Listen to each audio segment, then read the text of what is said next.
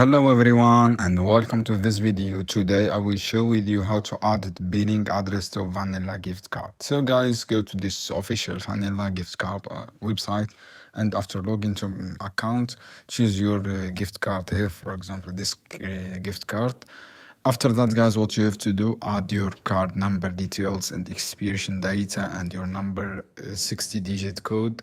And after that guys, you click your expiration data and CVV and click continue from here.